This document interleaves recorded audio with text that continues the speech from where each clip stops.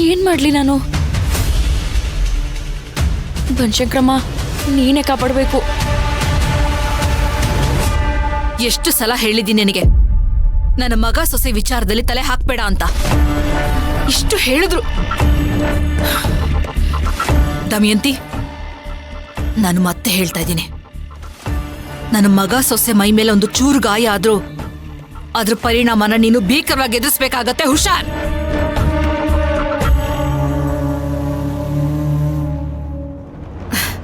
ಕಂದ, ಇದನ್ನೆಲ್ಲ ನಾನ್ ನೋಡ್ಕೊಳ್ತೀನಿ. ನೀನ್ ಹೋಗ್ ಮಲ್ಕೊ. ಇಲ್ಲ, ನಾ ಎಲ್ಗೂ ಹೋಗಲ್ಲ. ಮೊದ್ಲು ವಿಷಯನ ಅಗಸ್ತ್ಯನಿಗೆ ಹೇಳ್ಬೇಕು. ನಾನ್ ನೋಡ್ಕೊಳ್ತೀನಿ ಅಂತ ಹೇಳ್ದೆ ಅಲ್ವಾ ಕಂದ? ಆಟ ಮಾಡ್ಬಾರ್ದು. ನೋಡು ಕಂದ, ಈ ಅಮ್ಮ ಅವರಿಬ್ರಿಗೂ ಏನಾಗೋದಕ್ಕೂ ಬಿಡೋದಿಲ್ಲ. ಹಾ, ಇಲ್ಲ, ನನಗ್ ನಿನ್ ಮೇಲೂ ನಂಬಿಕೆ ಇಲ್ಲ. ನಾನು ಈಗ್ಲೇ ಹೋಗಿ ಅಮ್ಮ ಕಾಲ್ ಮಾಡೋಕ್ ಹೇಳ್ತೀನಿ.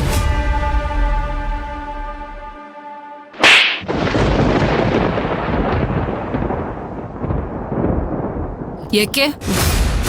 ನಾನು ಹೇಳ್ತಿರೋದು ಅರ್ಥ ಆಗ್ತಿಲ್ವೇನೋ ನಿನಗೆ? ನನ್ನ ಮಾತಿಗೆ ಬೆಲೆ ಕೊಡದೆ ಅಷ್ಟು ಧೈರ್ಯ ಬಂತ ನಿನಗೆ? ಅಣ್ಣ ಬಂದ ಮೇಲೆ ಅಂಕೆ ಮೀರಿದ್ಯಾ ಅಲ್ವಾ?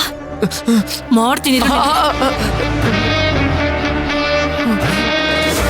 ಪಾಠ ಕೇಳೋ ಸಮಯ ಬಂದೇ ಬಿಡ್ತು ಅಚಿಂತ್ಯ. ನಿನ್ ಪ್ರೀತಿಯ ಅಮ್ಮ ಅಲ್ವಾ ಇವಳು? ಬುದ್ಧಿ ಹೇಳೋವಾಗ, ಪಾಠ ಕಲಿಸೋವಾಗ ಕಲ್ತ್ಕೊಂಡ್ಬಿಡು.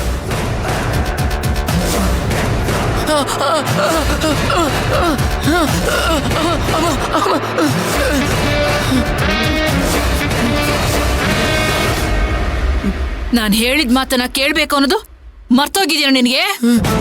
ಇಲ್ಲ ಇಲ್ಲ, ದಯವಿಟ್ಟು ನಂಗೆ ಹೊಡಿಬೇಡಿ. ನಾನು ಯಾರಿಗೂ ಹೇಳಲ್ಲ. ಇದು ನನಗೆ ಬೇಕಾಗಿರೋದು.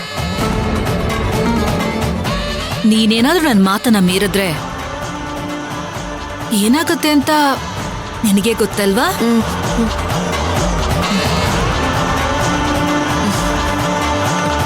ಅಮ್ಮ, ಉಸಿರು ಆಚೆ ಬಂದ್ರೆ ಸಾಯಿಸ್ಬಿಡ್ತೀನಿ. ತುಂಬಾ ಬುದ್ಧಿ ಉಪಯೋಗಿಸ್ತೆ ಅಂತ ಅನ್ಕೋ. ಆಗ ಮೊದ್ಲು ನಿಮ್ಮ ಅಣ್ಣನ್ ಸಾಯಿಸ್ಬೇಕಾಗತ್ತೆ. ಹುಷಾರ್.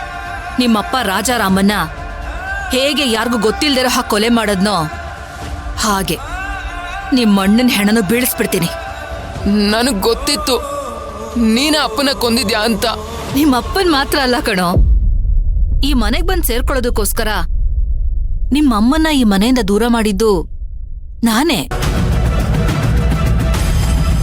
ಈಗ ನಿಮ್ಮ ಅಣ್ಣ ನಿನ್ನತ್ತಿಗೆ ಹೇಗ್ ಸಾಯ್ತಾರೆ ಅಂತ ನೋಡ್ತೀಯೇನೋ?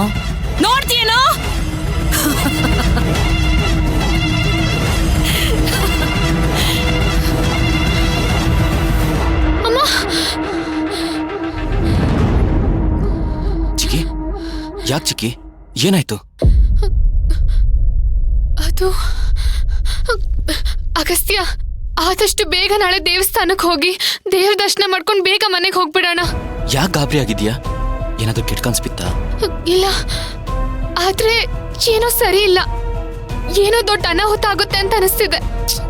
ಆತರ ಎಲ್ಲ ಏನೂ ಆಗಲ್ಲ ಚಿಕ್ಕಿ, ನೀನ್ ತಲೆ ಕೆಡಿಸ್ಕೋಬೇಡ. ಅಗಸ್ತ್ಯ, ಪ್ಲೀಸ್ ನನ್ನ ಬೇಗ ಮನೆ ಕರ್ಕೊಂಡು ಹೋಗಿ. ಆಯ್ತು, ಹೋಗೋಣ. ಇವಾಗ ಮಲ್ಕೋ. ಫಸ್ಟ್ ಮಲ್ಕೋ ನೀನು. ಮಲ್ಕೋ.